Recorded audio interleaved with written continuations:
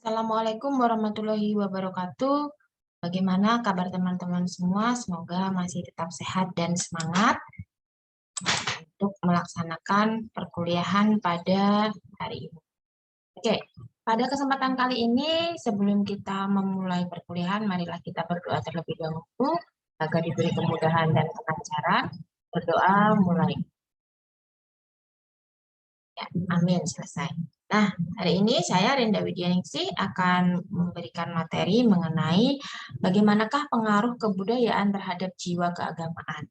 Apakah kebudayaan yang kita anut, yang kemudian kita lakukan sehari-hari ini memberi dampak terhadap keagamaan kita. Apakah dia menguatkan, apakah dia melemahkan, atau dia tidak ada pengaruhnya. Nah, mari kita lihat ya. Oke. Nah, dalam tradisi keagamaan dan kebudayaan ini memiliki keterkaitan. Sebelum itu, kita lihat dulu apa itu tradisi. Ya, tradisi merupakan unsur sosial budaya yang telah mengakar dalam kehidupan masyarakat sehingga ini sulit berubah.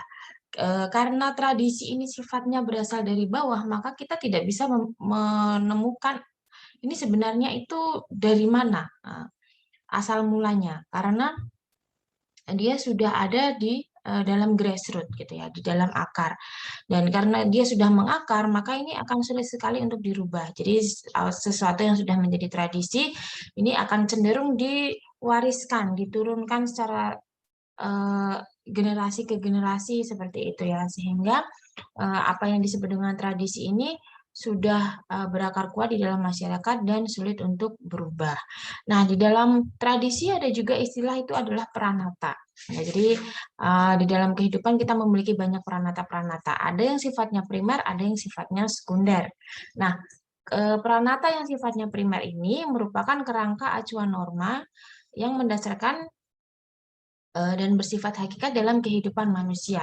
Ya, jadi peranata primer ini menekankan pada pentingnya keyakinan dan kebersamaan serta bersifat tertutup atau pribadi. Ya, peranata primer ini sesuatu yang sifatnya lebih berakar, lebih utama, dan dia cenderung sulit untuk berubah. Tetapi ada juga peranata yang sifatnya sekunder. Nah, kalau peranata sekunder ini dia sifatnya lebih fleksibel sehingga mudah menyesuaikan terhadap perubahan zaman. Nah, peranata primer ini salah satunya adalah tradisi keagamaan, kekeluargaan ya, sesuatu yang sifatnya adalah berasal dari ikatan-ikatan primordial ya, segitu. Suku, agama, ras itu adalah peranata-peranata yang sifatnya adalah primer.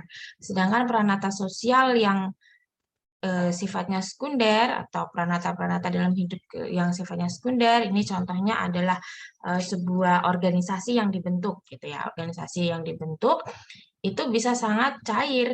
Jadi apa yang terjadi di hari ini nanti akan bisa berubah di masa yang akan datang. Jadi lebih mudah menyesuaikan. Nah, kalau peranata yang sifatnya primer ini menjadi lebih sulit.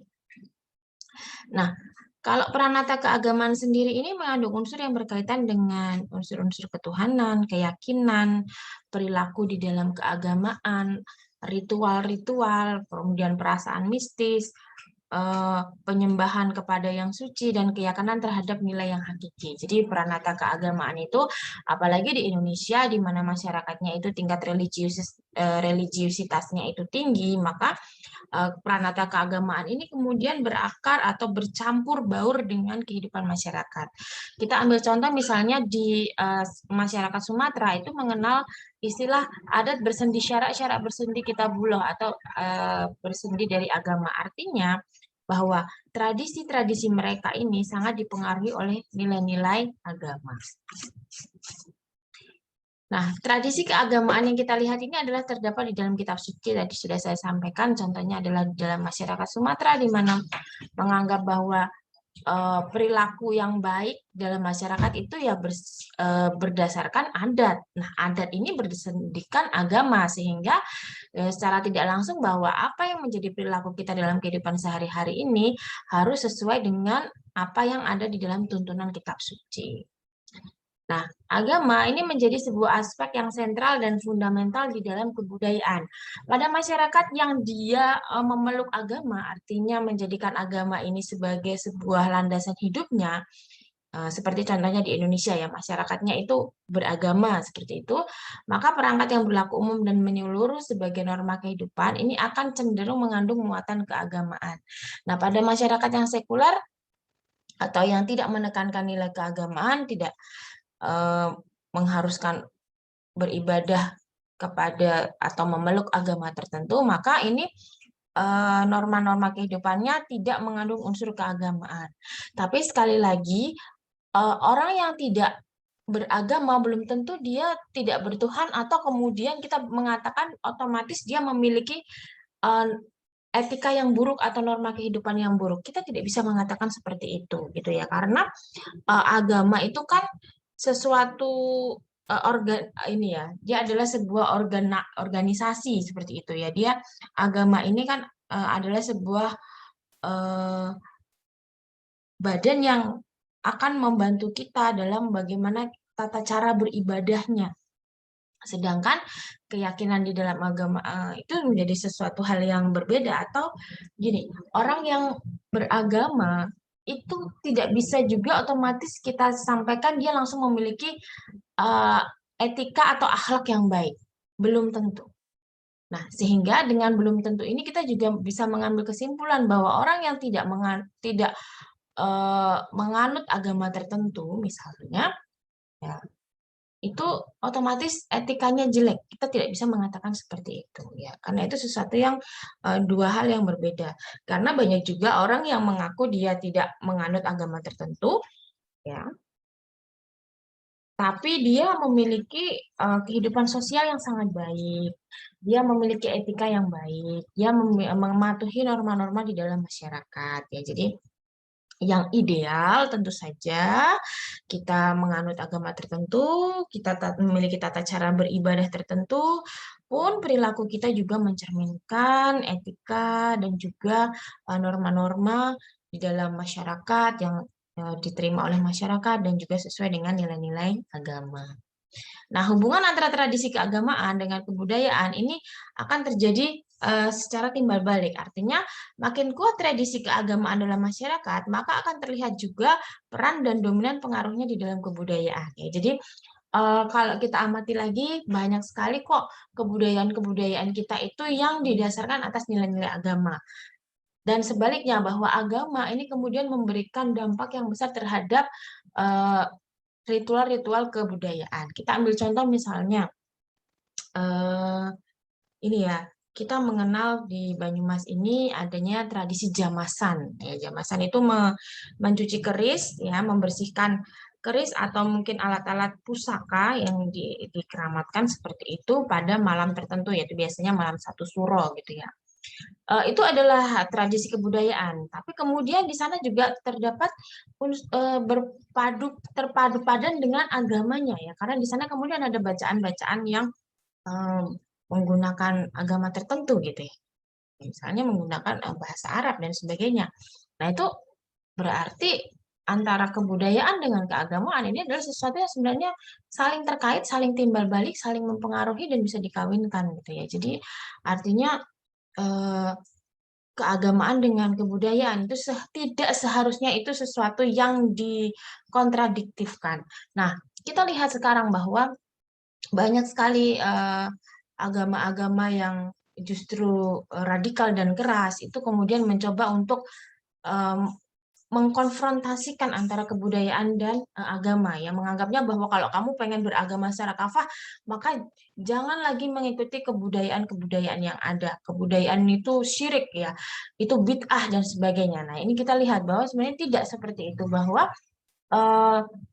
misalnya Wali Songo yang masuk ke Jawa, misalnya menyebarkan agama yang ada di Jawa, itu pun menggunakan kebudayaan sebagai pintu gerbangnya. Jadi antara kebudayaan dengan keagamaan ini bisa kok seiring sejalan. Nah, kebudayaan ini adalah hasil daya cipta manusia yang di dalamnya terdapat pengetahuan, keyakinan, seni, moral, adat istiadat. Nah, di sini kita lihat ya, ada moral value. agama pun ada moral value. Artinya bahwa kebudayaan dengan agama itu adalah sesuatu yang bisa seiring sejalan ini tadi. Ya. Di dalamnya mengandung nilai-nilai moral gitu ya. Nah, cuma bedanya kalau adat istiadat ini memang diturunkan secara eh, antar generasi gitu ya. Nah, kebudayaan cenderung akan menjadi tradisi dalam suatu masyarakat karena kebudayaan merupakan sistem nilai tertentu yang dijadikan pedoman hidup oleh masyarakat. Nah, tadi tradisi ini adalah sesuatu yang sulit hilang gitu ya. Jadi, bagi pertanyaannya, jika ada pertanyaan, Bu, gimana kalau ternyata agama dan kebudayaan yang ada yang di tempat saya itu kok kontradiktif? Apa yang harus saya lakukan, Bu?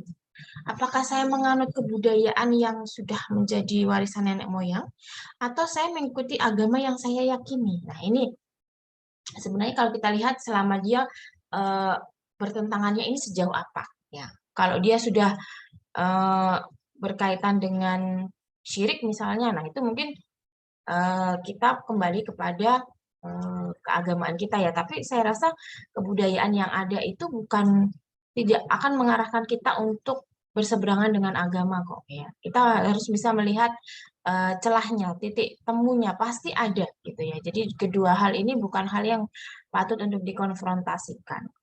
Jadi kalau ada kita lihat sejauh apa mana yang lebih diyakini ya. Jadi kalau misalkan lebih diyakini keagamaannya ya silahkan mungkin kebudayaan tertentu tidak perlu kita lanjutkan, tetapi bukan berarti kemudian kita hindari semuanya ya. Kita juga memilah dan memilih ya. Itu misalnya jika terjadi konfrontasi antara kebudayaan atau keagamaan yang dianut. Nah, tradisi keagamaan ini memberikan pengaruh dalam membentuk pengalaman dan kesadaran agama sehingga terbentuk dalam sikap keagamaan pada diri seseorang yang hidup dalam lingkungan tradisi keagamaan tertentu. Dan kita tidak bisa menggunakan patokan salah satu agama saja untuk menjadi ini orang lain itu kemudian menjadi salah ya. Jadi misalnya kita lihat di Indonesia, Indonesia itu memiliki 6 agama resmi dan kita harus juga adanya rasa menghormati terhadap itu. Dan bukan berarti kita agama mayoritas kemudian harus kita dijadikan sebagai patokan, harus kita dimenang-menangkan gitu ya. Tetapi semuanya memiliki hak yang sama. Nah, bagaimanakah hubungan tradisi keagamaan dan sikap keagamaan? Nah, ini bahwa tradisi keagamaan dan sikap keagamaan ini saling mempengaruhi, kemudian mendukung sikap keagamaan itu akan membentuk tradisi keagamaan, sedangkan tradisi keagamaan sebagai lingkungan ini turut memberikan nilai, norma, pola tingkah laku keagamaan kepada seseorang. Ya, jadi ini tadi yang hubungannya itu sebenarnya saling timbal balik, saling selaras, bisa selaras seimbang. Nah, tradisi keagamaan ini akan berpengaruh dalam memberikan pengalaman dan kesadaran. Ya. Dan sikap keagamaan yang terbentuk oleh tradisi keagamaan ini merupakan bagian dari pernyataan jati diri seseorang ya, terkait dengan agama yang dianutnya. Jadi ini sebenarnya untuk memberikan penguatan agar bagaimana yang namanya agama dan kebudayaan itu adalah dua hal yang tidak perlu untuk dipertentangkan. Nah, tradisi keagamaan sendiri dalam masyarakat kita ini memiliki dua fungsi utama. Yang pertama adalah sebagai kekuatan yang mampu menciptakan kestabilan dan keterpaduan masyarakat maupun individu. Nah, yang kedua ini juga bisa menjadi sebuah agen perubahan dalam masyarakat. Jadi kita bisa menyampaikan value itu melalui tradisi. Ya, jadi banyak sekali saya rasa kajian-kajian filosofis misalnya atas sebuah tradisi, baik itu tradisi kebudayaan ataupun tradisi keagamaan gitu ya, yang ini sebenarnya bisa memberikan arah bagaimana generasi yang sekarang itu untuk berperilaku. Ya, tujuannya ada tradisi adalah apa yang baik-baik di masa lalu itu masih tetap bisa dilanjutkan oleh generasi yang sekarang dan juga yang mendatang. Nah, pertanyaannya kemudian adalah bagaimanakah sikap keberagamaan seseorang? Apakah sikap keberagamaan seseorang itu bisa berubah atau tidak? Apakah dia paten? Misalnya dia dari kecil seperti itu, apakah dia akan selamanya seperti itu? Atau ini adalah sesuatu yang sifatnya fluktuatif dan sesuatu yang sifatnya dinamis? Ya. Nah, pada dasarnya sikap dan keberagamaan seseorang atau sekelompok orang ini bisa berubah dan berkembang ya sejalan dengan perkembangan budaya di mana agama itu hidup dan berkembang. Karena kita mengalami perubahan. Perubahan itu adalah sesuatu yang pasti. Ya. Perubahan adalah sebuah keniscayaan. Maka bagaimana sikap kita dalam keberagaman itu juga mengalami perubahan. Nanti kita akan lihat pada slide berikutnya, bagaimana era disruptif misalnya itu mempengaruhi perilaku keberagamaan. Bagaimana misalnya kita menanggapi situasi adanya pandemi COVID-19 yang kemudian berdampak terhadap pembatasan mobilitas, itu kemudian juga berpengaruh terhadap sikap keberagamaan seseorang atau sekelompok orang. Nah, budaya juga mengalami perkembangan dan transformasi. Ya, kemudian transformasi ini menyangkut struktur-struktur sosial yang ada, ya, menyangkut masalah disiplin, solidaritas, keadilan, ya, sistem sosial, mobilitas, ya, dan kemudian tindakan-tindakan keagamaan. Kita lihat sekarang juga bagaimana pengaruh dari globalisasi itu kemudian menyebarkan isu-isu keagamaan yang baru, isu-isu kebudayaan yang semakin mengglobal, ya. Apa yang harus kita lakukan? Gitu. Nah, transformasi budaya yang tidak berakar pada nilai budaya bangsa yang beragam akan mengendorkan disiplin sosial dan solidaritas sosial. Nah, pada gilirannya nanti keadilan sosial akan sulit diwujudkan. Artinya apa? Bahwa nilai budaya bangsa ini adalah sesuatu yang harus dipertahankan. Nilai yang bisa mempersatukan bangsa Indonesia. Nah, sejak awal berdirinya Indonesia itu kan sangat beragam. Kalau kita kemudian menganggap agama kita lah yang paling benar, suku kita lah yang paling oke, ya, itu akan membuat adanya sikap yang kemudian arogan. Arogansi semacam ini yang kemudian sulit melahirkan toleransi. Jadi jangan sampai kebudayaan dan juga keagamaan yang ada itu kemudian menghancurkan sebuah peranata sosial, tatanan sosial yang jauh lebih besar. Jadi di dalam agama sendiri pun juga tidak disarankan untuk melakukan kekerasan, tidak disarankan untuk, bahkan bukan tidak disarankan lagi, tetapi dilarang gitu ya, dilarang untuk melakukan kekerasan. Menyebarkan agama pun juga penuh dengan kelembutan. Jadi saya rasa antara keagamaan dan juga kebudayaan ini adalah sesuatu yang bisa sangat seiring sejalan, dan bahkan ketika budaya ini sudah dari awal kita itu tahu berbeda dan selama ini kita bisa bersatu, ketika ini tetap dipertahankan maka akan mengakibatkan kita tetap mempertahankan solidaritas kita sebagai bangsa. Nah, ini tadi yang saya sampaikan. Bagaimanakah pengaruh era disruptif terhadap jiwa keagamaan? Nah, kita lihat bahwa manusia-manusia modern ini tidak bisa lepas dari internet, ya. Tadi kita menghadapi pembatasan mobilitas sosial, kemudian ini yang menyebabkan kemudian kita larinya ke internet. Kita menjalin komunikasi, berkoneksi dengan orang itu serba virtual. Nah, internet ini kemudian juga melahirkan bentuk-bentuk dakwah yang baru misalnya. Ya, jadi dakwahnya kalau dulu pengajian itu pengajian tablik akbar, orang berduyun-duyun datang ke sebuah masjid. Nanti di sana ada ustadz yang terkenal misalnya akan memberikan tausiah. Kalau sekarang kita bisa menyimak itu anytime anywhere gitu ya dengan koneksi internet seperti itu. Sehingga dengan adanya era disruptif ini bagaimana kita mengakses konten-konten keagamaan itu menjadi jauh lebih mudah ya. Kalau dulu misalnya pengen mendengarkan ceramahnya ustadz tertentu, kita harus mendatangi majelis taklimnya, kita harus mendatangi tablik akbarnya misalnya. Kalau sekarang tinggal ketik saja namanya di YouTube akan keluar. Pengennya yang siapa nih favoritnya? Misalnya kalau anak sekarang misalnya Hanan Ataki gitu ya. Ustadz Hanan Ataki misalnya yang seperti itu tinggal follow aja IG-nya, tinggal follow aja media sosialnya, kemudian menjadi subscribernya di YouTube, kita bisa mendapatkan akses konten-konten agama yang sangat melimpah saya rasa. Kemudian di era disruptif juga menghasilkan adanya rekayasa teknologi tadi ya. Nah, ini walaupun memang ada dampak positif negatifnya itu tidak terhindarkan ya, bahwa orang kemudian banyak sekali, misalnya contohnya kayak gini, ayo sumbangkan ini ya, kita diajak untuk menyumbang melalui apa namanya, fundraising kayak gitu ya, eh, apa namanya, pengumpulan dana secara online seperti itu. Nah ini contoh, walaupun itu banyak perdebatan juga ya, karena apakah akan sampai kepada yang membutuhkan dan sebagainya, itu adalah lain perkara. Tetapi kita lihat bahwa sekarang orang mau melakukan kegiatan amal pun juga tidak perlu kemana-mana, karena nanti cukup transfer gitu ya, cukup transfer itu udah langsung bisa misalnya. Nah, bagaimana teknologi ini juga misalnya juga menghadirkan dampak buruknya, misalnya kemudahan untuk mengakses berita-berita hoax ya.